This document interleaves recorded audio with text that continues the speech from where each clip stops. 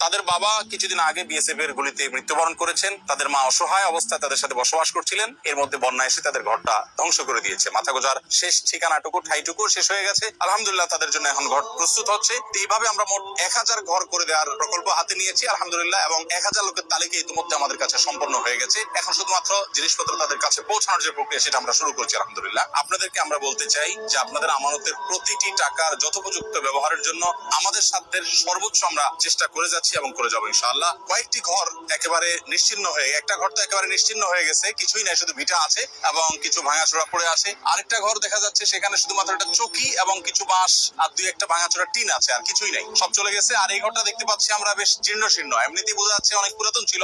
আমি তো অবাক হয়েছি যে এত উপরে পর্যন্ত পানি উঠলো কিভাবে। তো ওনারা বললেন যে এই উচ্চতা পর্যন্ত পানি উঠেছিল, তো যার কারণে এখানে দেখা যাচ্ছে সবই জীর্ণ শীর্ণ হয়ে গেছে। একেবারে ভিটাটা কোন রকম টিকে আছে এবং টিনগুলো আর ব্যবহার উপযোগী না। বন্যার পানি আলহামদুলিল্লাহ আশপাশে আমরা দেখতে পাচ্ছি যে নেমে গেছে, নেমে গেলেও কাদা মাটি এখনো আছে। কিছু আমরা সেমি পাকা ঘর করছি, যেমন এই যে ঘরটা দেখতে পাচ্ছেন, এটা সেমি পাকা ঘর, একজন বিধবার ঘর।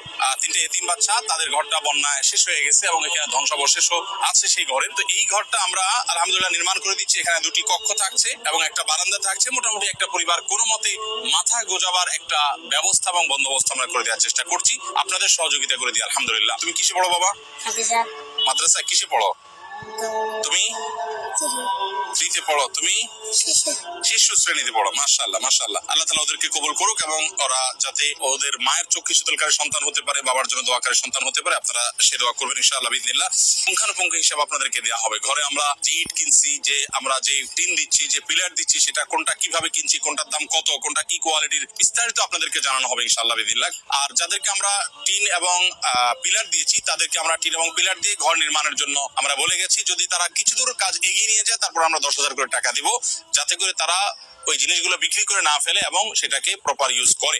সেজন্য আমরা তাদেরকে কিছুদিন পরে, অর্থাৎ ঘরের কাজ যখন শুরু করবে তখন সরজমিনে তদন্ত করে 10,000 করে টাকা তাদেরকে আমরা দেব ইনশাআল্লাহ তাআলা।